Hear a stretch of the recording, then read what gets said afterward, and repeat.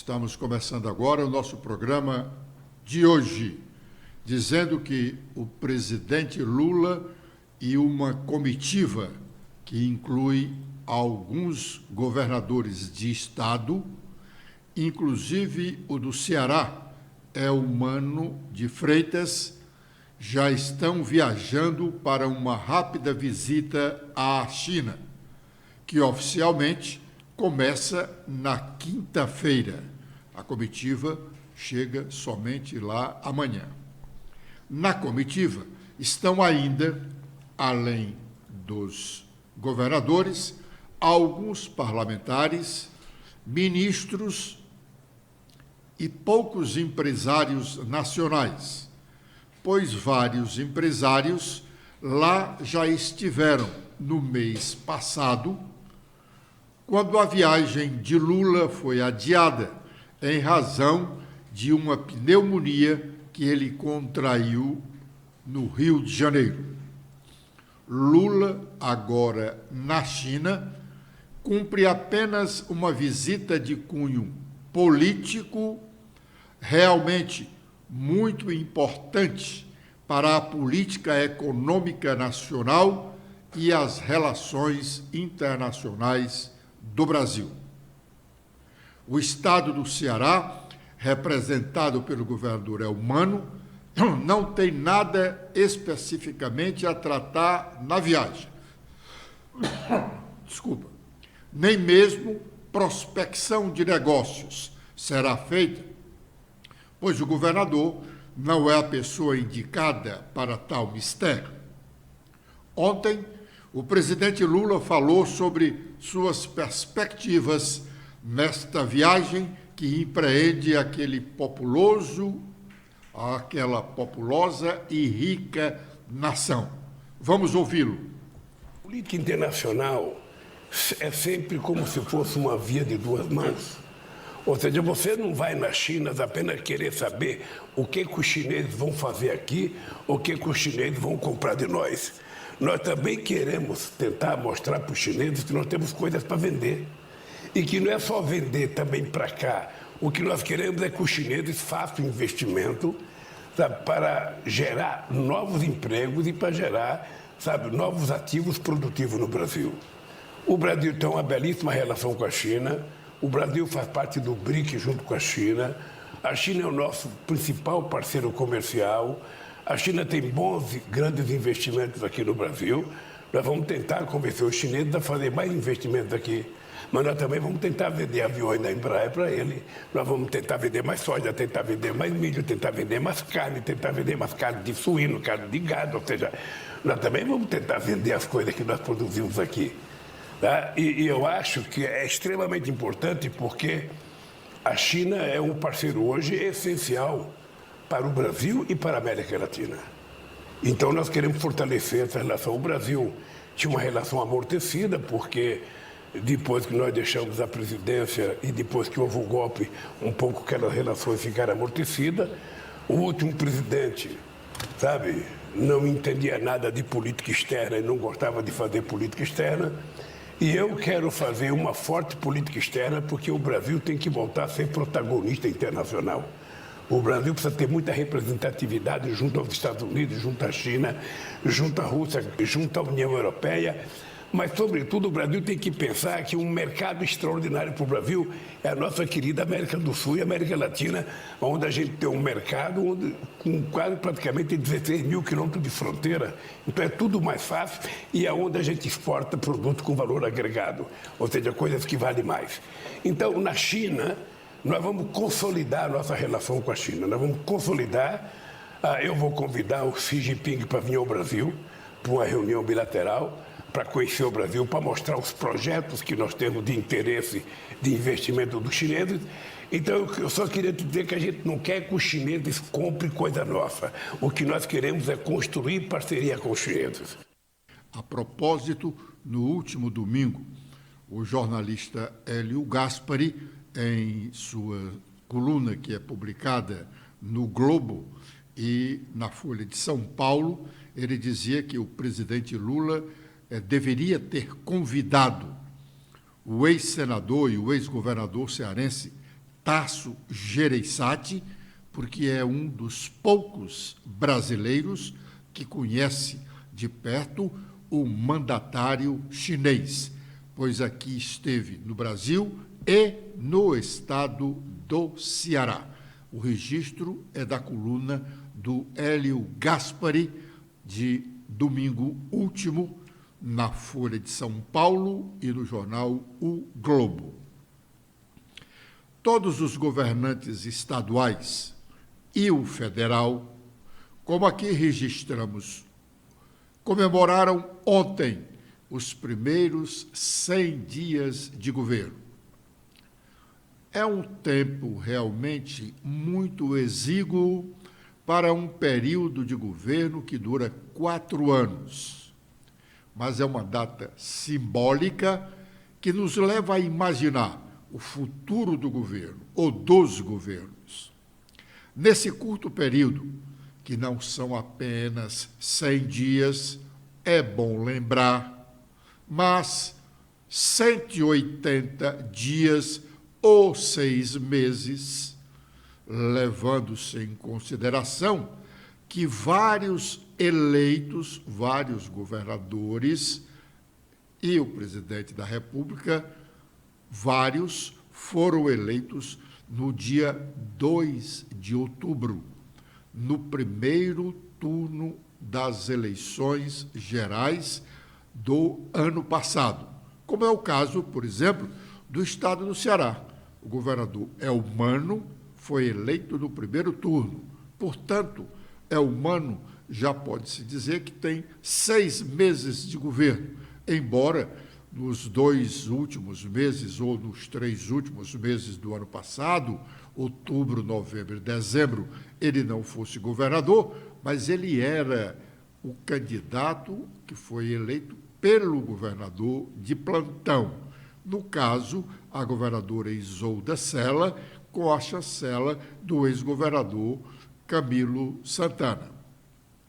O governo federal, que foi uma transição com alguns conflitos, pois tratava-se de uma transmissão de cargo entre adversários políticos, mesmo assim, Lula conseguiu fazer o dever de casa. Criou um grupo de trabalho para um minudente estudo sobre o governo que ia receber e chegou no dia 1º de janeiro deste ano, já sabendo o que realmente estava recebendo, com as informações obtidas. Os 100 primeiros dias do governo Lula foi realmente de projetar o governo para os 4 anos seguintes. No caso do Ceará, como de outros estados, repetindo, onde o governo eleito sucederia um correligionário, os primeiros 100 dias já deveriam ser de um governo produtivo, pois todos conheciam tudo e era só dar sequência, projetando as mudanças que pretendiam ou pretendem fazer para a execução posterior. A prioridade dos nossos políticos resolveu, no caso do Ceará, que a prioridade reflete uma primariedade, resolveu criar uma equipe de transição. Transmitiu o quê para quem? Ora, o governo já estava sendo exercido por quem o ajudou a eleger o sucessor. Então, não tinha praticamente o que fazer de transição. O ex-ministro Anderson Torres, o único bolsonarista raiz de expressão, ainda preso, vai continuar por bem mais tempo na prisão. Em Brasília, o Noticiário Nacional dá conta de que ele voltou a pedir o relaxamento de sua prisão. Stephanie. Olá, Edson, olá, internautas do blog do Edson Silva. A gente destaca que Anderson Torres, ex-ministro da Justiça e ex-secretário de Segurança Pública do Distrito Federal, pediu nesta última segunda-feira ao ministro Alexandre de Moraes do Supremo Tribunal Federal a revogação de sua prisão preventiva. Torres estava no comando da Segurança Pública de Brasília em 8 de janeiro, quando bolsonaristas invadiram e depredaram o Supremo Tribunal Federal, o Congresso Nacional e o Palácio do Planalto, sedes dos três poderes. A defesa de Torres pediu a revogação da preventiva, afirmando que não há indícios de participação no ataque, de omissão ou de que o ex-ministro represente perigo às investigações e à ordem pública. Não há, assim, um único traço da personalidade do requerente que indique periculosidade social. De igual maneira, o requerente tem residência certa e bons antecedentes, o que por si sós já teriam o condão de afastar, na atualidade, a necessidade da custódia cautelar, dizem os advogados. É o momento de fazermos o nosso primeiro intervalo e já já estaremos de volta com a continuidade do nosso programa.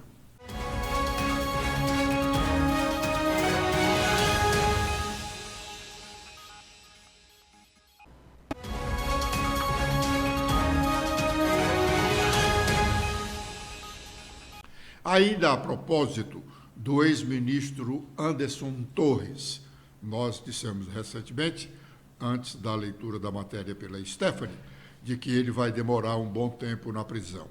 É que também o Supremo Tribunal Federal decidiu, há poucos dias, o acórdão ainda não foi publicado. Como o acórdão ainda não foi publicado, a decisão do Supremo ainda não está valendo. Ela passa a valer após a publicação do acórdão, o que provavelmente acontecerá nos próximos dias. Pois bem, essa decisão do Supremo Tribunal Federal considera inconstitucional um artigo do Código Penal brasileiro que garantia a prisão especial para quem tem diploma universitário. O doutor praticava um crime, qualquer que fosse ele, tendo sido preso em flagrante, não iria para um presídio comum. Ele ficaria aguardando ou o relaxamento da prisão ou a decisão definitiva do caso numa prisão especial. No caso aqui no Ceará, e prisão especial é o preso ficar lá no batalhão do Corpo de Bombeiros ou no comando do quartel-geral da Polícia Militar. Ele fica praticamente em liberdade, com direitos a ver televisão, a utilizar telefone, a receber visitas, etc. O que não acontece com o preso comum. Então, a partir do momento em que o acórdão do Supremo seja publicado, o ex-ministro Anderson Torres, que ainda está numa prisão especial, num dos batalhões da polícia lá do Distrito Federal, vai para a prisão comum na Papuda. Agora é o momento de sabermos quais as nossas manchetes, as manchetes locais e as nacionais. Letícia. Olá, Edson. Olá a todos que acompanham o nosso programa desta terça-feira. Com as atualizações feitas no nosso blog hoje, temos que o ministro da Justiça, Flávio Dino, volta à Câmara dos Deputados nesta terça para falar sobre as ações do Ministério. No fim do mês passado, o ministro participou de uma audiência na CCJ, onde negou que tem sido informado previamente pela Agência Brasileira de Inteligência, a ABIN, dos ataques à sede dos três poderes no dia 8 de janeiro. Protagonista de decisões marcantes, Ricardo Lewandowski se aposenta hoje depois de 17 anos no Supremo Tribunal Federal. O anúncio da saída do Supremo foi discreto. Lewandowski participou normalmente da sessão do plenário em 30 de março. Ao final, comunicou reservadamente aos colegas e depois a jornalistas que aquele seria a sua última participação presencial no colegiado. Os 297 anos de Fortaleza é celebrado amanhã em sessão solene na Assembleia Legislativa do Ceará. O deputado estadual Antônio Henrique, do PDT, reconhece que, apesar do desenvolvimento urbano e social experimentado pelo município aqui de Fortaleza nos últimos anos, ainda há muitos desafios a serem superados. É necessário debater melhorias e ações, reconhecendo os avanços já alcançados que fazem da capital alencariana o melhor lugar para se viver, assinala o autor da proposta dessa sessão. Com os destaques nacionais, iniciando pelo Globo, nós temos em principal manchete sobre queda de braço. Bivar rejeita perder Ministério do Turismo após rebelião no partido. Indicação é do União Brasil. O presidente da sigla fala sobre crise interna com ameaça de debandada, inclusive de Daniela Carneiro. A coluna de Bela Megali fala sobre a primeira-dama Janja, que é o novo alvo preferencial de Jair Bolsonaro. Também sobre o ex-presidente, a coluna de Malu Gaspar fala que Bolsonaro tem primeira derrota nos processos que correm no Tribunal Superior Eleitoral. Com os destaques da Folha de São Paulo, temos em principal manchete sobre Previdência. O governo federal alterou o dado de última hora para cortar gasto com o INSS artificialmente. A Fazenda e o Planejamento dizem que mudança seguiu orientação da Junta de Execução Orçamentária. Sobre o IPCA, a inflação de março sobe 0,71% com pressão do preço dos combustíveis, principalmente da gasolina. E também temos sobre o governo Lula que o presidente busca apaziguar militares nos 100 dias e aposta em investimentos da defesa.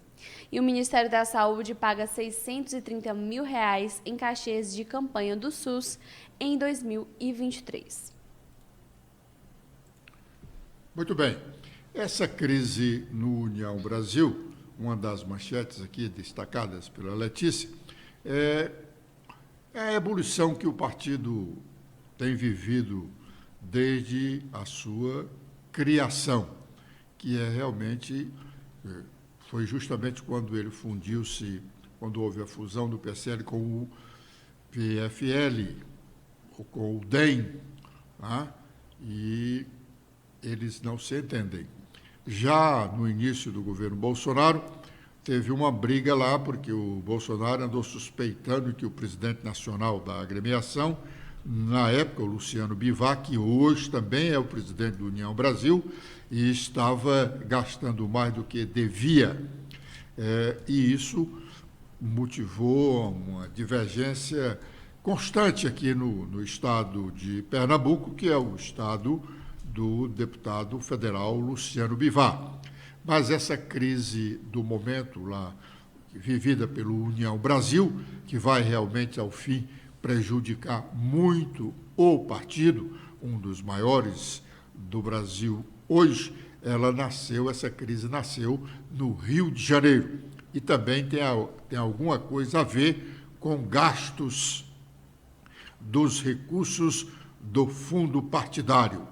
Bivar andou proibindo da direção estadual do Rio de Janeiro lá de gastar dinheiro do fundo, e isso começou a divergência que, na verdade, sua base central é o apoio ou não do partido ao governo Lula.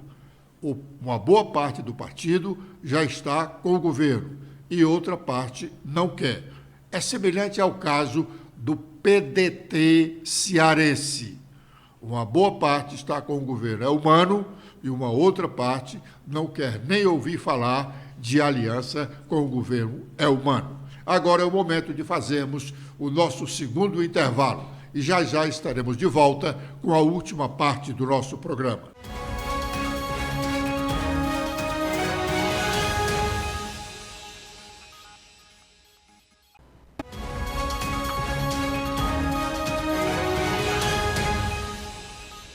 Deputado federal cearense José Guimarães, que é o líder do governo na Câmara dos Deputados, ontem deu uma longa entrevista coletiva para contestar o seu adversário, que no caso aqui é o senador que é do líder da oposição no Senado Federal, o nosso senador aqui do Rio Grande do Norte. Me falhou aqui a... Rogério Marinho? Rogério Marinho? Exatamente, o senador Rogério Marinho, me socorre aqui a Letícia. O Rogério Marinho deu uma entrevista ontem longa à Globo News e, criticando os 100 dias do governo Lula, deixou transparecer que o governo ainda não disse a que veio e fundamentou a sua argumentação dizendo que até agora o Congresso Nacional, que foi instalado no dia 1º de fevereiro, ainda não votou uma matéria sequer de iniciativa do governo do presidente Lula. Pois bem, o deputado federal José Guimarães, que é o líder do governo na Câmara, retrucou Rogério Marinho, dizendo, inclusive, citando ações do governo federal e dizendo que as dificuldades de votação no Congresso Nacional nada tem a ver com omissão ou inação do governo Lula. Vamos ouvi-lo. Olha, primeiro, eu estava ouvindo as entrevistas hoje pela manhã e eu perguntaram assim para o ministro Pimenta, por que o governo não conseguiu votar nada? Não tinha nada para votar no interesse do governo, por enquanto. O governo poderia propor. O que tinha, nós votamos. Nós votamos das 13 medidas provisórias do Bolsonaro, nós fizemos a adaptação dela e votamos das 10, né? Das 10, 13 as nossas. Das MPs do Bolsonaro, nós votamos todas. E não são MPs do Bolsonaro, mas que interessavam votar ao governo. Nós fizemos reformulações nela. Então votamos. Nós montamos todo o aparato das comissões nesses 100 dias aqui dentro. Nós negociamos nenhuma convocação de ministro. Vocês sabem que isso é uma tormenta aqui dentro. Nós votamos projetos, as leis de interesse da questão da Semana da Mulher, da pauta feminina. E temos as MPs novas que as comissões vão ser montadas. Atrasou um pouco, porque teve essa crise toda. Parte das medidas provisórias vem como elas estão e outros virão transformados em projeto de lei constitucional. Então a pauta não tem pauta trancada, não tem pauta embarrigada e nem tem nada aqui o que teve de dificuldade aqui não foi criado pelo governo. É a crise que teve entre os dois presidentes. E sempre nós dissemos, tem duas coisas que é fundamental. Primeiro, a PEC que nós aprovamos. Aquela PEC de dezembro, sem ela, nós não estávamos comemorando 100 dias. Você lembra disso que estavam aqui em Brasília? Eu lembro. Nós aprovamos uma PEC sem nem estar no governo. Por isso que eu valorizo essa relação aqui na Câmara. Né? Depois que foi extinto o orçamento secreto, nós aprovamos a PEC, demos normalidade orçamentária aqui na Casa, com os direitos parlamentares a ter emendas, avançamos nas nomeações dos cargos, não todos, mas já, grande parte já avançou, e agora é o quê? Preparar as duas grandes votações do semestre, que é o arcabouço e a reforma. Bom, enquanto lá no Congresso Nacional, o líder do governo, Guimarães, e na Câmara, e o líder da oposição no Senado, o senador Rogério Marinho, discute sobre o Congresso não ter votado matérias encaminhadas diretamente pelo presidente Lula, aqui na Assembleia Legislativa do Estado do Ceará, votaram, foi coisa demais. Chegaram a votar 2 vezes o mesmo tema, um a favor e o outro contra. As 2 leis de iniciativa do governador Elmano, que ele mesmo propôs a revogação. A Assembleia aprovou a primeira, a do caso do ICMS, euforicamente, e votou